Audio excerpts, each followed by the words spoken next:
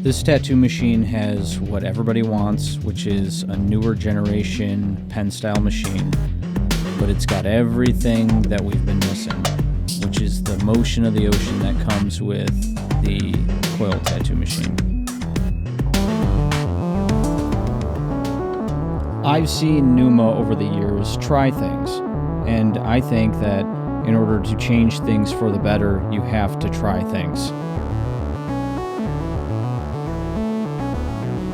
I wasn't really surprised when they were the ones that came up with the way to break it down, to figure out what makes a coil do the things that it does, and then translate that knowledge into something new.